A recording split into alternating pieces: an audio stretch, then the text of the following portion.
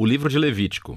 É o terceiro livro da Bíblia e a sua história acontece logo após a saída dos israelitas da escravidão, quando Deus trouxe o povo ao pé do Monte Sinai e convidou Israel a entrar em um relacionamento de aliança. Mas eles se rebelaram rapidamente e quebraram essa aliança. E Deus quis que a sua presença gloriosa viesse e vivesse no meio de Israel na forma desse tabernáculo. Mas o pecado de Israel prejudicou o relacionamento. Assim, no final do livro anterior, Êxodo, Moisés, como representante de Israel, não pôde nem mesmo entrar na presença de Deus na tenda. O livro de Levítico começa nos lembrando desse problema fundamental. Ele diz: o Senhor chamou a Moisés de dentro da tenda. E surge a questão: como é que Israel pode, em seu pecado e egoísmo, se reconciliar com esse Deus? É disso que trata esse livro, como Deus graciosamente provê um caminho para pessoas pecadoras e corruptas viverem na sua santa presença. Agora, vamos fazer uma pausa por um segundo e explorar essa ideia super importante de que Deus é santo. É fundamental para entender esse livro. A palavra santo significa simplesmente ser separado ou único. E na Bíblia, Deus é separado de todas as outras coisas por causa do seu papel único, como o Criador de todos, como o autor da própria vida. E assim, se Deus é santo, então o espaço ao redor de Deus também é sagrado. Está cheio da sua bondade e sua vida e pureza e justiça. Então, se Israel, que é injusto e pecador, quer viver na santa presença de Deus, eles também precisam se tornar santos. Seu pecado tem que ser resolvido. Daí o livro de Levítico. O livro tem um conceito simétrico realmente incrível. Ele explora as 3 maneiras principais em que Deus ajuda Israel a viver em sua presença. As seções externas são descrições dos rituais que Israel deveria praticar na presença santa de Deus.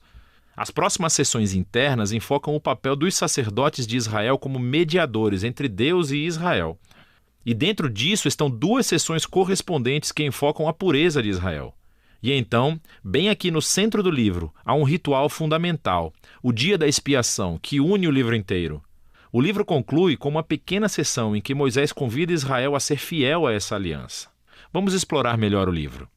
A primeira seção explora os 5 tipos principais de sacrifícios rituais que Israel deveria realizar. 2 delas eram maneiras pelas quais um israelita podia agradecer a Deus oferecendo a ele esses símbolos do que Deus lhes deu primeiro. Em 3 outros sacrifícios eram maneiras diferentes de pedir desculpas a Deus.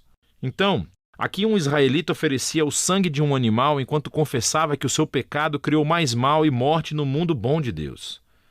Mas em vez de destruir esse povo, Deus, é claro, quer perdoá-lo.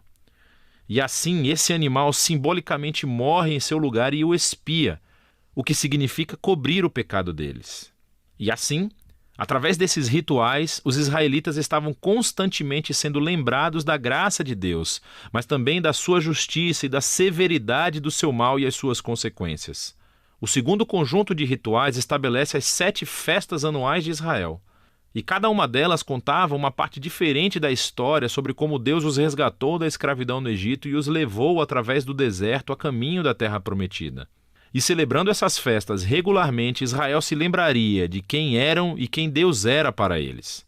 Agora, as sessões sobre os sacerdotes de Israel.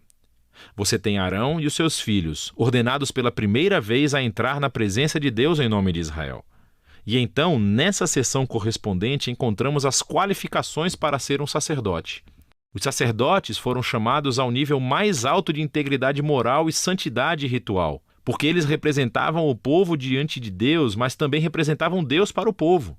Descobrimos por que a santidade dos sacerdotes é tão importante aqui nessa primeira sessão, logo após a ordenação da família de Arão.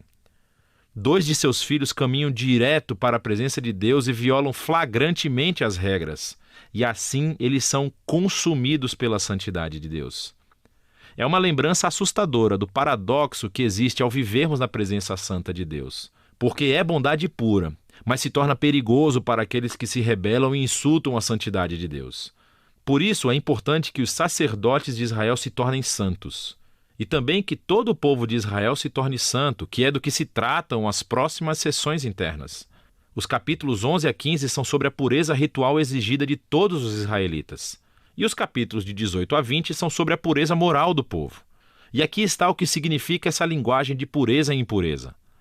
Como Deus é santo, os israelitas precisam estar em um estado de santidade quando entrarem na sua presença. Isso era chamado de estar limpo ou puro. A presença de Deus estava fora dos limites para qualquer um que não estivesse em um estado sagrado, e isso foi chamado de imundo ou impuro. Um israelita poderia se tornar impuro de poucas maneiras, entrando em contato com fluidos corporais reprodutivos, caso tivesse uma doença de pele, se tocasse em mofo ou fungo, ou se tocasse num corpo morto. Agora, para os israelitas, todos esses exemplos estavam associados à mortalidade, como a perda da vida, o que nos leva ao símbolo central de todas essas ideias. Você se torna impuro quando se contamina ao tocar a morte, por assim dizer. E a morte é o oposto da santidade de Deus, porque a essência de Deus é a vida. Isso é realmente fundamental. Ser impuro não era simplesmente pecaminoso ou errado. Tocar esses tipos de coisas fazia parte normal da vida cotidiana, e a impureza era um estado temporário. Durava apenas uma semana ou duas e depois acabava. O que estava errado ou era pecaminoso era entrar na presença de Deus carregando esses símbolos de morte e impureza no meu corpo.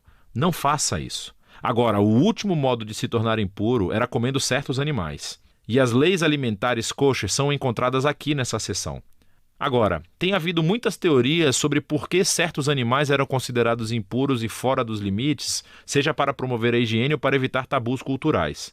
O texto não é explícito, mas o ponto básico de todos esses capítulos é muito claro. Ao todo, eles funcionam como um conjunto elaborado de símbolos culturais que lembram a Israel que a santidade de Deus deveria afetar todas as áreas de suas vidas. A seção correspondente aqui é sobre a pureza moral de Israel. Os israelitas foram chamados a viver de maneira diferente dos cananeus. Eles deveriam cuidar dos pobres em vez de ignorá-los. Eles deveriam ter um alto nível de integridade sexual. Eles deveriam promover a justiça em toda a terra. Aqui no meio do livro encontramos uma longa descrição de uma das festas anuais de Israel, o Dia da Expiação. As probabilidades são de que nem todo o pecado e rebelião dos israelitas seriam cobertos através dos sacrifícios individuais. E assim, uma vez por ano, o sumo sacerdote tomaria 2 bodes.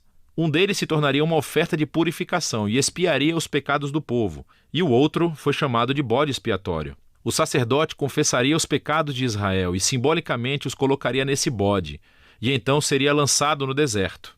Novamente, essa é uma imagem muito poderosa do desejo de Deus de remover o pecado e as suas consequências do meio do seu povo, para que Deus possa viver com eles em paz. O livro conclui com Moisés chamando Israel para ser fiel a todos os termos da aliança. E ele descreve as bênçãos de paz e abundância que resultarão se Israel obedecer a todas essas leis.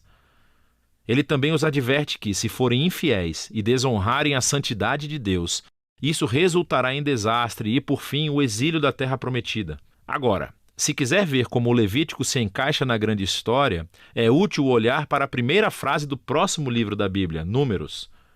Começa com: "O Senhor falou a Moisés na tenda". Assim, podemos ver que Moisés agora é capaz de entrar na presença de Deus em nome de Israel. O livro de Levítico funcionou. Assim, apesar do fracasso de Israel, Deus providenciou um caminho para que o seu pecado fosse coberto, para que Deus pudesse viver em paz com as pessoas pecadoras. E é disso que o livro de Levítico se trata.